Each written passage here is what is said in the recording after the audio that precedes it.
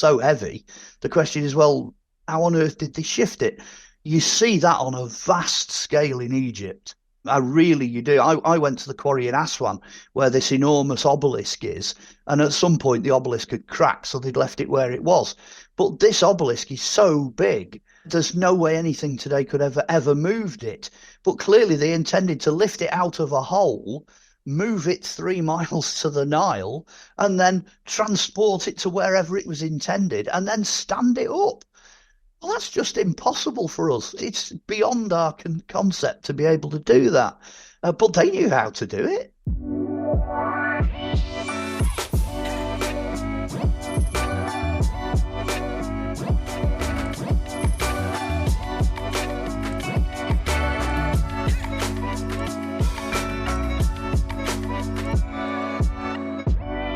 Hey everyone, welcome back to First Contact. Today we have Mark Olly back on the show. Now, for those of you who've been watching since the very beginning, Mark was one of our very earlier guests that we had on First Contact. And back then we had a great conversation about crop circles. And as always, we probably could have continued the conversation. Luckily, in this instance, we have Mark back on the show to do an amazing episode with us today, all focused on the topic of Egypt. Now, for those of you who are new, Mark is a writer, he's a producer, he knows all about interesting mysteries like crop circles, and he's produced documentaries. He's very talented in this field. And we're very excited to have you back, Mark. So thank you for joining us. Thank you for having me. Wonderful. So Mark, you and I were chatting before we got on this show, in our emails, and you were saying, a few things about Egypt, and there's quite a few mysteries to be uncovered there. So I'll let you take the floor for a little bit and just tell us what you know when it comes to the Egyptian side of this mysterious world that we live in. Okay, how long have you got? I mean, professionally, I'm an archaeologist, so my interest in Egypt is, shall we say, mainly historical. But broadly speaking, if you decide you're going to have a look at Egypt, you just, right from day one, you end up with things that you can't explain, which I think is probably the main emphasis of where we'll go with it today. And of course, then people start to pile on theories about how things can be the way that they appear to be. I mean, the very earliest mystery that I know of, and most people don't even know this exists, is that Egypt actually has a prehistoric background culture. So where all the way across the rest of the world they have standing stones and they have weird shaped tombs, they have burial mounds, they have all the sort of things you associate with Europe and with Britain and America and places like that. They've got exactly the same things in Egypt and North Africa, which as a rule never get talked about. But the difference with Egypt is that there's a strange ship. You get this weird shaped ship that's populated by people, and in the centre of it there are two large figures, which has led archaeologists and alternative archaeologists in particular to say that the people that first arrived in Egypt came across by ship, and that there must have been two prominent first settlers of that area. But from my point of view as an archaeologist, this is where it gets really, really interesting, because the ship is the same shape as the Bronze Age ships that we get in Europe. Okay, so if you want to see the same equivalent glyphs, you'd go to somewhere like Germany or Norway or Sweden or Finland. You wouldn't start in Egypt. It's not where you would instinctively go looking for these things. And then that term Bronze Age, where you're going all the way back to the start of what we would call civilization in Egypt, which is 3,500 BC, that period is the period when there's a high culture operating over in Europe. We're having our Bronze Age, and a lot of our sites over here seem to date from that period.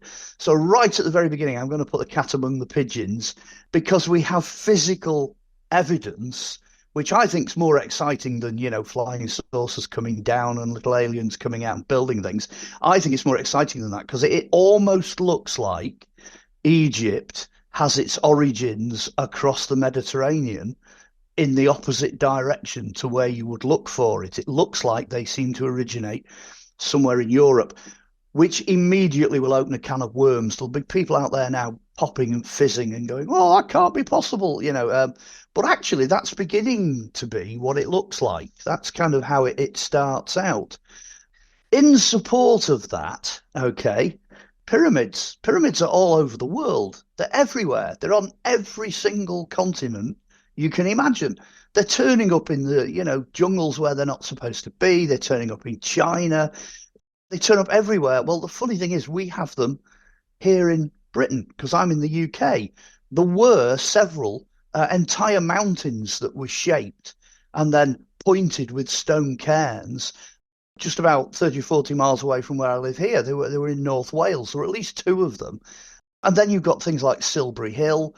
You mentioned you've had people looking at Stonehenge and Avebury and things like that. Well, Silbury Hill is in that neck of the woods. It's down south, southern Britain. And they are, although they're referred to as prehistoric cairns, big piles of rocks, they are effectively proto-pyramids. That's what they are.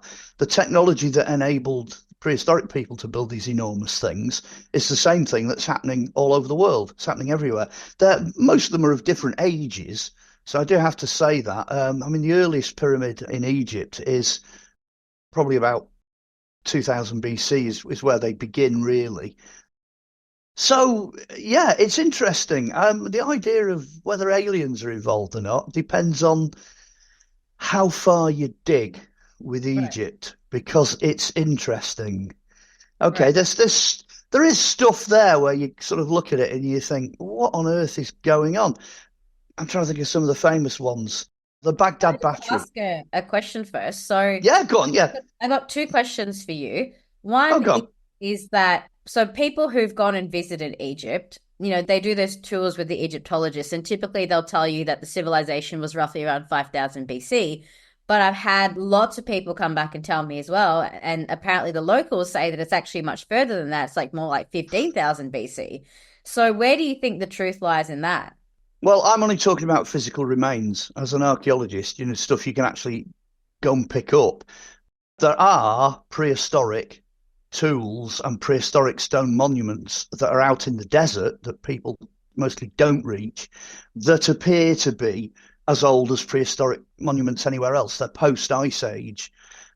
And there is an interesting story because going down the Atlantis route, Plato, I think it was his grandfather, went to Egypt, which is where the origins of the story come from. And he wandered into a temple in Egypt and he was chatting away. And some of the priests said to him, they said, you Greeks, you think you're so clever, but on the world stage, you are just children. They said, because we have, and this is what they said, we have written records that go back 12,500 years just in this temple. Now, at that point, you were about 750 BC. So if you start adding that on, that is about 15,000 years ago. So I would tend to agree with that. It certainly looks like a huge depository of information and technology, and antediluvian stuff has found its way into the archives in Egypt. I mean, the most famous one is every time a ship docked at Alexandria, they'd pinch all the books off the ship, copy them, and shove them in a library. And eventually that developed into the famous library at Alexandria, which unfortunately was destroyed at least 3 times in its history. So that's gone. It's not there. But we know that they had it. And it was just a vast number of scrolls in that library. And there's more to be found. I don't think we've got it all yet. I think there's more hidden in the Yeah. sands of Egypt. I really do. I mean, So I was going to say every so often it chucks something up that you don't expect, like, Nag Hammadi Library or the Dead Sea Scrolls or what. I know, well, Dead Sea Scrolls are Israel, they're out that way, but certainly the Nag Hammadi Library and stuff that's coming from that area, the Coptic scrolls and what have you. Every so often somebody will blunder into something and, it's world changing, the stuff that's out there. now I saw something quite recently. I'm sure it's been around for a while, but it only came into my awareness quite recently that in Australia we have Egyptian hieroglyphs. In New South Wales, there's a spot there where apparently Egyptian hieroglyphs can be found there. And then there's also apparently some hieroglyphs in Egypt that show boomerangs. So that suggests that there was some sort of travel happening between Egypt and Australia. Do you know anything about that? Well, the oldest boomerang in the world comes out of a prehistoric post-Ice Age cave, and I believe it's made out of a horn, and it's about 33,000 BC.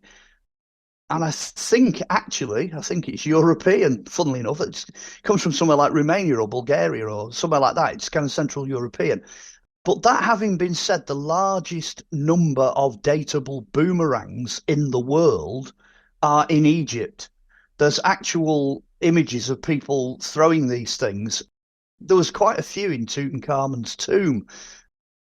And some of them are what's called throwing sticks, so they're designed not to come back, but some of them clearly are. Also, in prehistoric caves all the way across Europe, you get these things called rattlebacks, and they're pieces of bone about the size of your finger. And if you flick them in one direction, they just kind of very slowly rotate and don't really do anything. But if you flick them in the other direction, they keep going quite quickly. And then all of a sudden they slow down and reverse, and the energy goes back the other way, hence the name rattlebacks. Nobody knows what on earth these things were made for. They're just like strange novelty items, but they demonstrate the same knowledge of dynamics that you find in boomerangs. I've actually got a friend here, you'll love this. He's a diver in Australia, and he has the reputation of finding the oldest organic remains of a boomerang. And he brought one up from the bottom of the sea, and it's about 500 years old. That's the oldest surviving wooden boomerang in Australia. As for the hieroglyphs, I don't have any problem with that. There's hieroglyphs on the continent of America, but, they don't really talk about that either. They're all over the place, If you're a maritime, a sailing culture, you can go anywhere, literally. It's a lot safer to sail, as long as you can survive the journey. It's a lot safer to sail somewhere than it is to, say, go over land. It's also quicker, and it's also, in most cases, more direct. So I don't have any problem with that at all. As I said, they're a strange culture, the Egyptians. Right. So what are some anomalies that you found when you've been researching the Egyptian culture? Well, along the similar lines as boomerangs, picking up from that, they found a child's toy, as was in a tomb at Saqqara, and it was in three pieces. It was a body of a bird, which appeared to have had a tail attached at some point, and then there was also a set of wings. And I think I'm right in saying it was in the 1960s, 50s or 60s. Somebody in the museum in Cairo was bored one day going through a box of these things all labelled as birds, and he fished this thing out and spotted that there was a set of wings. So he thought, oh, I wonder. So he pushed the set of wings on, popped it down the corridor, and it flew perfectly down the corridor and landed absolutely spot on. Now, that's known as the Saqqara glider. Now, what he didn't realise was that it flew, but he hadn't attached the tail. When you attach the tail, it flies even better.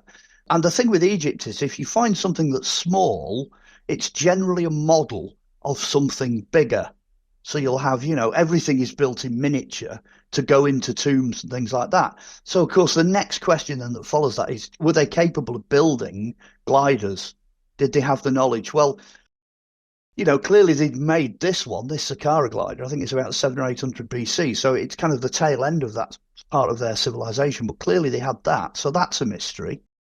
I think it's in the Temple at Abydos as well. There's some hieroglyphs that look like they've been recarved, but they come back as looking like, I think there's a helicopter, there's something that looks like a jet aircraft, there's another one that looks like a tank. You can just about work out that it could be two different cartouches that have been carved one over the top of the other, but it's a bit much of a coincidence that so many, shall we say, modern images seem to cluster in one panel, because they all sort of come one after another. So that's quite famous. That's been made very famous now. The sort of fans of people like Eric von Daniken, etc., have jumped on that and turned it into a modern vision of the future. But that's quite mysterious. I'm trying to think what else there is. Oh, the Baghdad Battery. I was going to mention the Baghdad Battery. There are certain hieroglyphs in Egypt.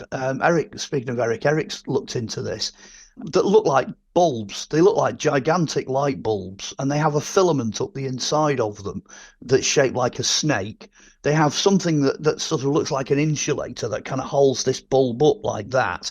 And then you've also got a cable going off to a box. Now, Eric being Eric, he thought, right, I'm going to make one of these. So he made one of these bulbs to see if they would actually function, and they lit up. Now, a couple of things come into play at this point. The first one is, where did they get the electricity from? Well, there's this thing called the Baghdad battery, and it's a pot that's got this copper liner. And when you fill it up full of something acidic, it generates about 3.5 volts. Now, admittedly, it comes from Baghdad, which is a neighbouring country, but it shows that at that particular period, which I think is about 600 AD, at least at that period, they could generate electricity of some kind. Now, the purpose for this is unknown. They've said, well, maybe it's for electroplating jewellery or something like that. What they don't tell you is the Baghdad battery, when it was found, there were blocks of these batteries in the ground that ran to hundreds, and they were wired in parallel. So it means that all of the voltage adds up. There was enough voltage there to blow somebody up in one block of these batteries. And there are several blocks. There's a number of blocks. So they were generating a lot of electricity using these batteries en masse. Now, the other supporting factor that takes us back to Egypt, and anyone who's done tourism in Egypt will know this, you can go into a tomb. You can go through the entrance, down, dozens of tunnels, round bends and corners and down shafts, and you finish up miles and miles underground. And as soon as the guide puts the floodlight on, you're looking at a tomb that's painted white with perfect coloured hieroglyphs painted all over it. Well, that's impossible if you're using burning lamps or burning torches, because the roof would go black. There's no soot anywhere. Now, they tried to work this out using mirrors, reflecting sunlight, from mirror to mirror to mirror, but nobody's ever found any mirrors. So again, you're looking at this idea, well, did they use electricity? Did they light these tombs with electric lights in order to paint them without covering them in soot? Which, as an archaeologist, that makes perfect sense.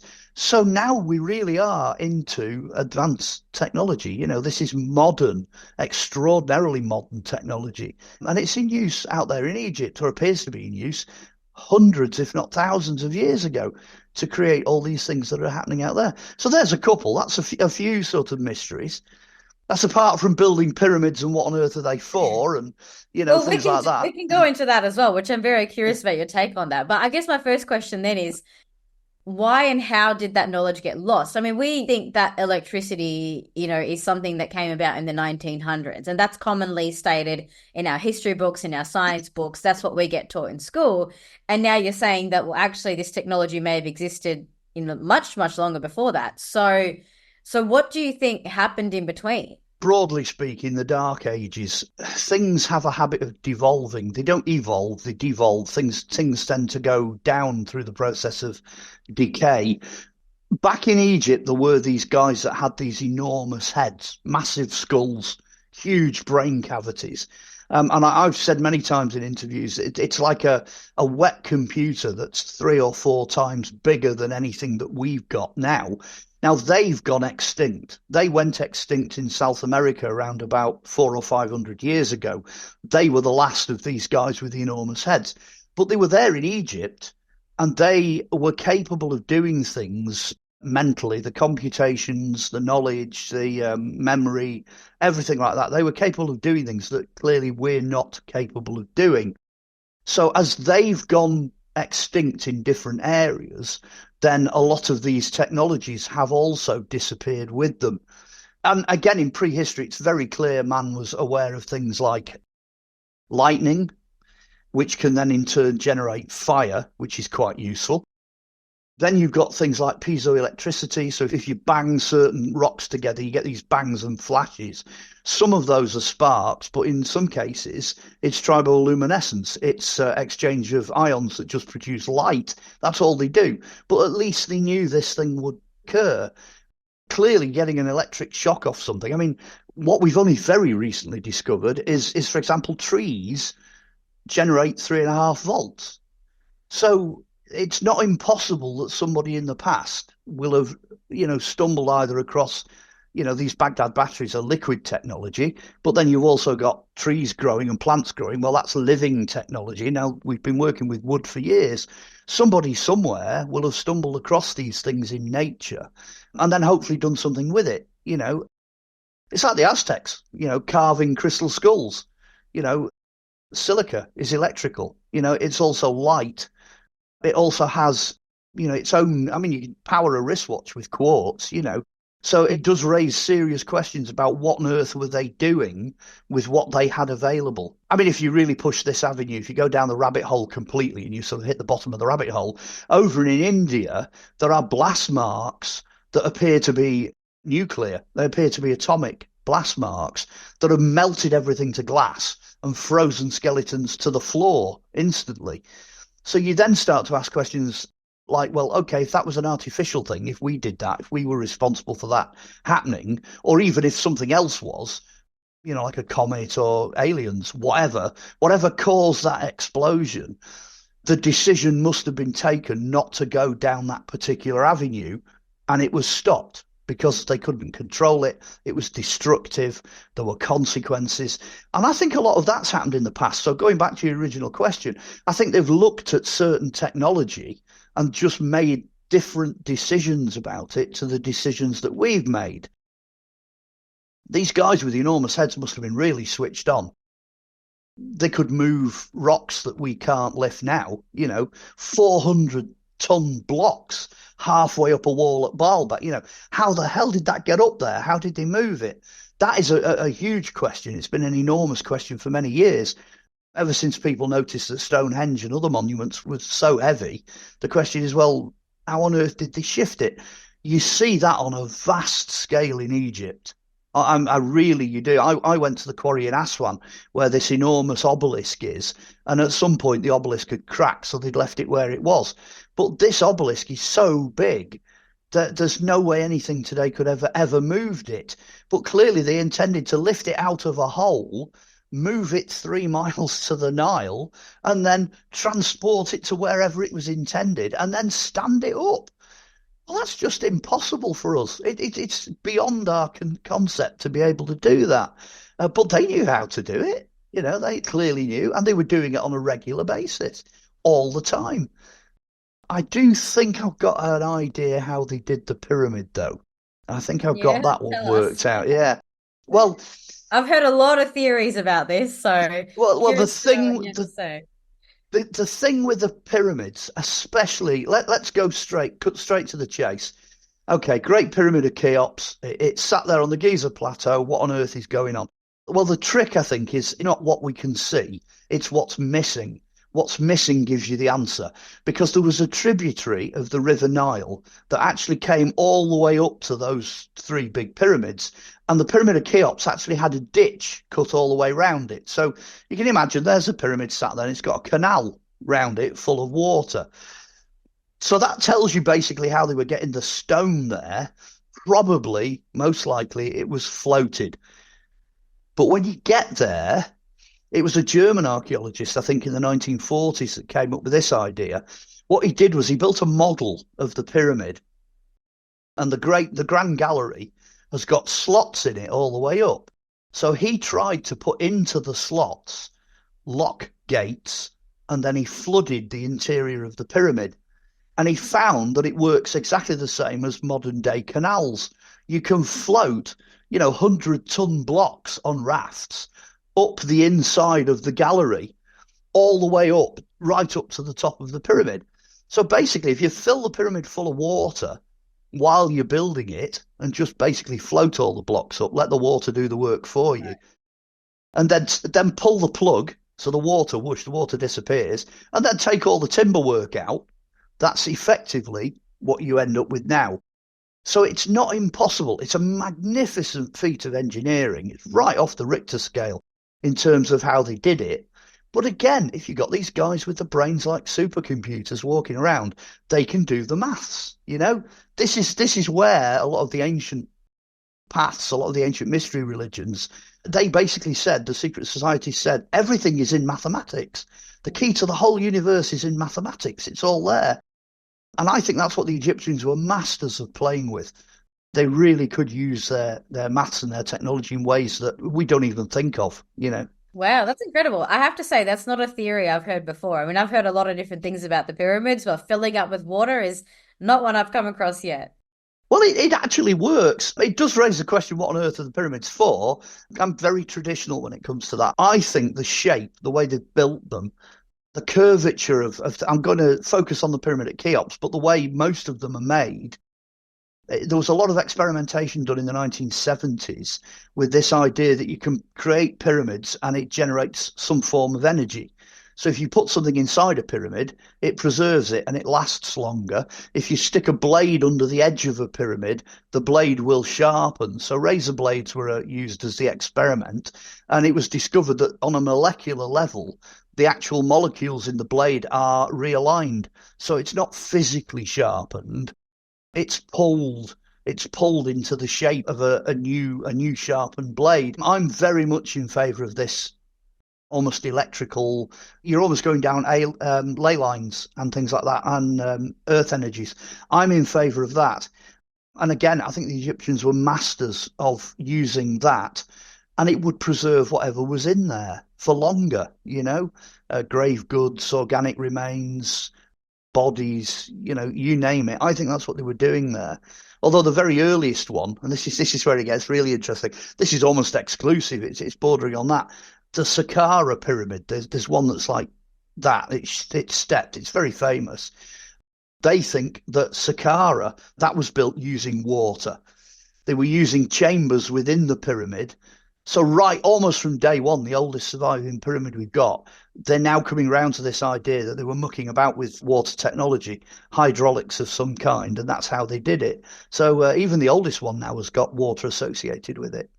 Yeah, right. There was one theory that I heard about using sound vibration to do it.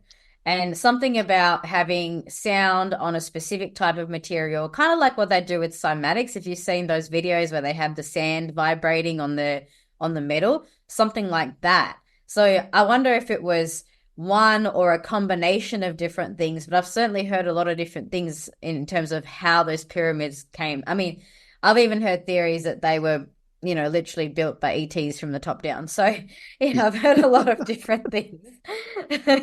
Well, one of the best things I've ever seen, and I'm just praying it's still out there on YouTube. There was a guy in America, and he set out to try and prove how this was done.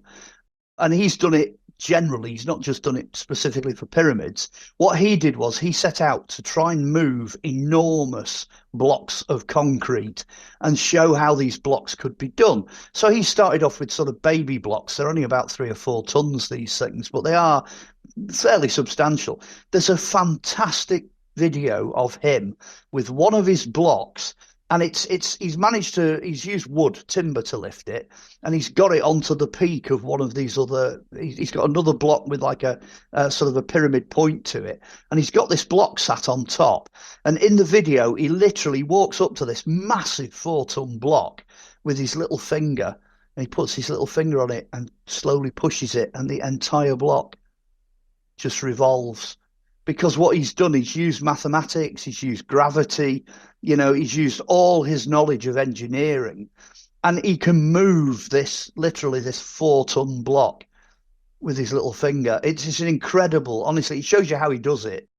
I'm hoping it's still out there somewhere on YouTube, so I hope folks go and have a look. But it shows what's possible.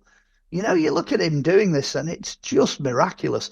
There's been a lot of other things as well. There's the Coral Castle in America.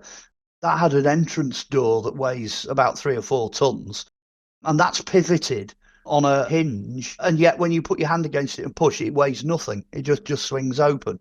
So there have been people in our time period that have worked out literally how this can be done, how you can overrule things like weight, etc. I don't rule sound out. I think sound's an interesting one. Frequency, vibration, that is a really interesting area to explore. And a lot of the great scientists of the previous century, indeed the century before that, your Teslas, your Einsteins, etc., they've looked at things like that. They've looked at frequency, and I'm quite a big fan of that as well. But there's more to be discovered. Yeah, I love that. You mentioned a little bit about the quartz in the clocks. One thing I have heard from various different channels is this idea of crystal technology. Is that something you've come across in your archaeological explorations? Well, 3 books back, I wrote a book called Crystal Skulls and Human Heads. And Mm. that book is partially it's archaeoscience. So we're looking at early species of humans, but partially it looks at quartz, what quartz can do. I mean, from an ancient racist point of view, if you go a little bit wider, I asked the question, why on earth would the Aztecs, bother to utilize quartz in the way they used it? Well, they use it in a very similar way in Egypt. There's a huge amount of stuff that has quartz in it, or it's made of quartz, etc., etc. Well, the end of that rabbit hole, if you like, when you hit the bottom of that rabbit hole, it's a thing called Olson's paradox. Olson's paradox is a computer model where if you put the core into the planet and you use iron, because everyone's like, oh, yes, earth energy, magnetism, electricity, it must be made of iron. The core of the planet's made of iron. They tried to model it to get rid of Olson's paradox because nothing has worked no matter what they've tried to use. Somebody during the experiment came up with this idea and they said, why don't we try quartz? Quartz silica, because clearly nothing else is working. Iron doesn't work. You can't model the planet. It doesn't function with iron. You get the paradox. So they put silica in there, so quartz silica, and blow me if it doesn't work. It actually is what the core of the planet's made of. They can be even more specific. They think the composition of the planet's core is probably amethyst. It's liquid amethyst. How on earth did the ancients work out that they're floating on a crystal ball in space? Where did their understanding of this properties, the electricity, what it'll do, the fact that it's optical? I mean, basically, quartz is the number one most common substance on planet Earth. It's in everything, absolutely everything. Even little details, some of the tiny details, like when a baby's developing in the womb, if there's a lack of quartz, it affects the brain. Now, maybe that explains why they were making skulls, because that's the area that is affected by lack of quartz silica. This is proper science. We're only just getting to grips with it now. But the indications are that they were certainly aware that this kind of thing was going on. And when you look at the monuments, back to Egypt again, when you look at the monuments and you look at what they're producing and what they're doing, they're mucking about with quartz. That's what it is. They're messing with the same kind of technology. Somebody somewhere must have started to make discoveries. So I have to say something on that because so I have a galactic community where, people like students ask questions and stuff and I go and answer them. And one of the questions that came up this week was, what is in the center of the earth from that spiritual perspective? Now, I think back to what I learned in school, which was that at the core of earth, you've got lava, magma, rock, all that kind of stuff. And so as I was responding to this person's question, I said that, that's what the textbooks say. But when I go meditate and I connect in to the center of the earth as part of my daily practice, I see and I feel a crystalline core center. So that is something that I've been connecting with for 10 years, maybe. Yeah. And the theory that I've kind of had around it is, well, look, if science is saying one thing and I'm perceiving something different, it could just be that, it's quite common to perceive things in different dimensional frequencies, or you can have different perceptions of things depending on sort of the layer at which you're tuning into. The same applies to like multidimensional theory with the starships. Like, if you got a telescope and looked out in the sky to see a starship, you may not necessarily see it there because they're in other dimensional frequencies. And so I see that quite commonly with the extraterrestrial side of things. Makes sense that it could also happen with inner Earth and the crystalline core center of the Earth. So as you're saying this to me, I've got this big smile on my face because, I mean, that's well, so congruent with what I have perceived for the last decade in my meditation practice.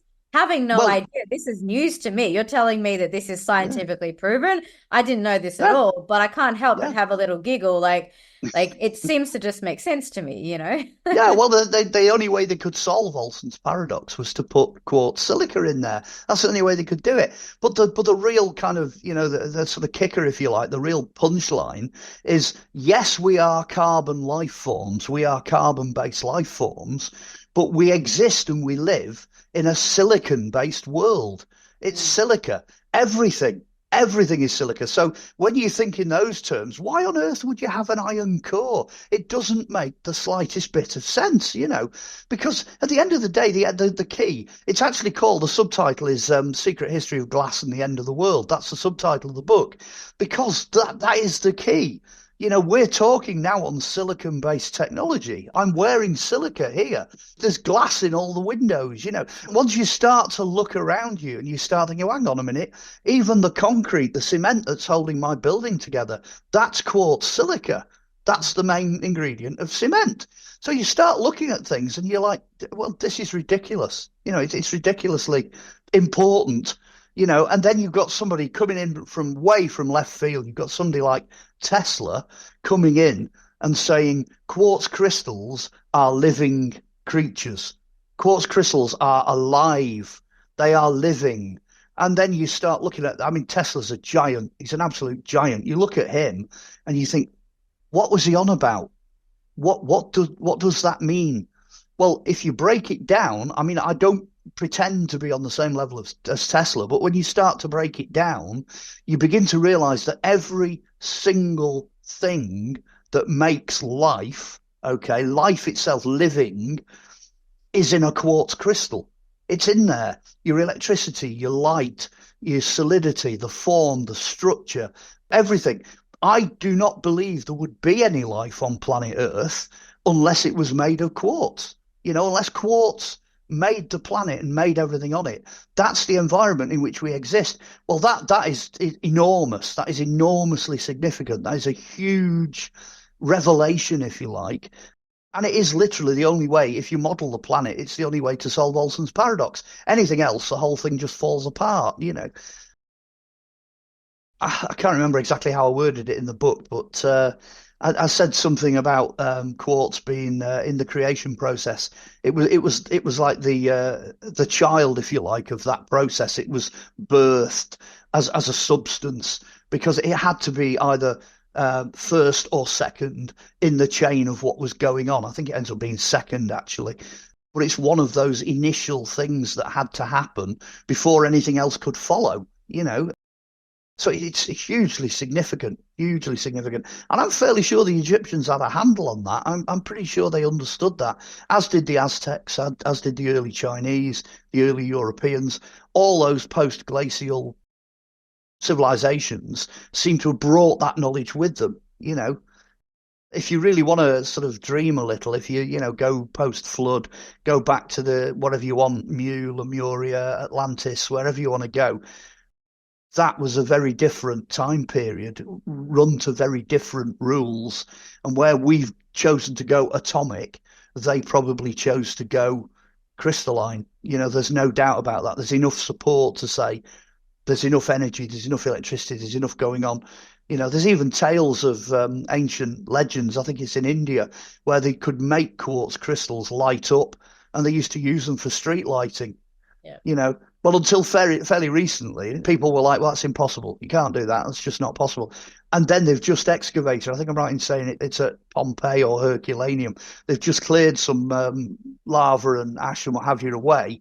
And right up the middle of the street is a set of quartz cat's eyes. They Wow. put they put the white stones in, so at night these stones would glow under moonlight, which is Yeah, what they right. do. Wow. You Well, know, so again, I see so much congruence in what you're yeah, saying and what I've seen. I mean, sometimes it's hard to put a proof or verification onto certain visions, but I'm not the only person who will tune into things like inner earth or even extraterrestrial civilizations. And that is precisely what I see. I mean, when I look at the yeah, Arcturian civilization, It's crystal quartz everywhere. You walk down their cities, it's crystal quartz everywhere. They've managed to light everything up with crystal quartz. Their buildings are made of quartz. Their technologies are made of quartz. It's all crystalline, you know? Yeah. And to think that Earth may have had that at some point is quite frankly mind-blowing. Well, yeah, I mean, we do, and we get glimpses into that world through archaeology and things, parts that turn up where they're not supposed to. I don't think we've got a handle on time, but that's a story for another day. But things do turn up, and you think, oh, hang on a minute, that's in the wrong place, but it belongs to a high civilization, and that's important. We need to keep an eye on things like that because historically they have been hushed up because they don't fit the narrative. And there's a lot of that sort of thing out there. I think now we're in the 21st century, we need to sort of blow the lid off that and start looking at what's out there, what genuinely has got. I mean, there's aluminium, aluminium. There's aluminium in Egypt. That's one of the mysteries. They knew how to make aluminium and lots of other things as well. There's exotic metals out there. It's like Tutankhamun's dagger, oh, that's a very nice decorative dagger, but the blade just happens to be made out of a meteorite. How on earth did they do that? How do you make something out of a meteorite, at that period in prehistory? It's just incredible. So these things just keep popping up all the time, and we need to pay attention. We need to look at them. And recently, I believe extremely recently, they've translated hieroglyphs that seem to imply that during I can't remember the pharaoh's reign, but during one of the pharaoh's reigns, things were seen in the sky. And they do look remarkably in the hieroglyphs like flying saucers. That's what's being described. So, if you go and have a quick look in the UFO literature of today, and this eyewitnesses describing what they see, this is, you're talking now 1,600, 1,700 plus BC, and they're seeing something very similar. They're seeing the same things back then. The jury's out with me. I don't think aliens as such suddenly appeared from another planet. I'm sort of heading in your direction with the interdimensional beings and them being there all along. I'm going in that direction, but they have enormous heads as well, just as a note, by the way. I think it's important to know they've been there a long time. They're all the time, they're there right through. But I'm also thinking that the human beings that had these enormous heads, they also had similar capabilities. And that's what we're missing. Again, back to the pyramid where there's no water. We've now got a human race where there are no super intelligent people left. They're all gone. So you've got to look for which bits of the jigsaw puzzle are not there anymore and try and put them back based on the evidence that we've got, which I think more archaeologists, more historians and more scientists should be doing that. If something should be there, but it's not, chances are in the past it was. So, why not do some intellectual archaeology and dig up the thing that's missing and put it back and see what happens, That's what I think we should be doing more of. Absolutely. Yeah, that's real powerful stuff. What do you think as a human race, what do you think we can learn from these discoveries about our history and maybe even about how we move forward? Okay, well, there's a few things there. Firstly, I think we need to learn more about things that have nothing to do with us. I think we need to look at the planet and the star systems and the way everything is and be bluntly realistic about it and say, we are fleas on the back of a giant. The planet is what it is and it'll carry on regardless. And either we work with it or we work against it. But the second part of that statement would be, well, there are consequences. What we're looking at is a downward spiral of repeated extinctions. Yeah, you could say, well, Darwin was an optimist and he thought we were going the opposite way. He thought we were evolving, but the blunt reality is we're not. That's a great theory to keep the general population happy, but it doesn't work when you look at the evidence. The evidence is more things are going extinct and none of those things are coming back. So I think the ancients had got that sorted out. They had rules. They knew how to deal with the planet they were on. The third thing is, well, what about the future? I think we'll survive. The trouble is, and I think I'll put this in writing, it's not survival of the best or most intelligent. I think it's survival of warriors and thugs, basically. We are not a good race of humans. As an archaeologist, wherever we move in, wherever Homo sapiens sapiens move in, everything else dies. Neanderthals die out, Denisovans die out, the animal, the flora and fauna, everything dies out because we are fundamentally selfish, survivalists, destructive. Some point we have to stop. We have to stop doing that. And that's where the key to the future lies. I don't think we're there yet. I think we're too obsessed in the 21st century with technology and, we are little gods. We rule this domain. We can do what we like with it. Technology is all. It's not. It's not. The enormous foot of God will come down and flatten us like it has done so many times in the past. That has the potential to happen. So I just think we need to get our act together. Winston Churchill said it. He said, the further back you look, the further forward you can see. Well, that's what I see as an archaeologist. I've looked back a long way. I've gone all the way back to the Ice Age and looked at evidence from way, way back. And it's a repeating cycle. So we have to be really careful how we deal with it. And some of the nonsense that's going about nowadays is not really getting us anywhere. It's a very, very short-term solution to plug holes in a sinking ship. Yeah, I agree. I think it's time for humanity to take some greater responsibility and to really look at the history and to make some different choices. Mark, it's been absolutely incredible having you here today, as always. And where can people find more about you? Okay, I'll do the little advert. It's very, very simple. I'm very simple. I'm very old school. Okay. If anybody wants to contact me or find me, I'm on Facebook. I know it's old school, but there you go. And if you join me on Facebook, as long as you actually exist, as long as you don't have, Fifi, Trixabel and rainbows and all that kind of nonsense. And if you're a real person and I can identify you, I will accept you. There's no problem. And then you can send me things on Messenger. So you can communicate with me through Facebook. If you want any of the books, any of the publications, there are 9 of my books out there. I won't name them all. Just go and find me. They're on Amazon. Just go to Amazon. Really, really, really simple. And then if you just want to know more about what I'm doing, you want to have a look at, what I've done in the past, YouTube. Go and put me into YouTube and have a good search. There's tons of stuff. So it's Facebook, Amazon, YouTube. That's Beautiful. me. Thank you, everyone. That's Mark Olly. Always a pleasure to have you. And if you enjoyed today's episode of First Contact, give us a like, share, subscribe, tell all your friends about it, help get the word out. And remember that First Contact is all about us and the powers in our hands. All right. Thank you, everyone, for tuning in to today's episode. Thank you.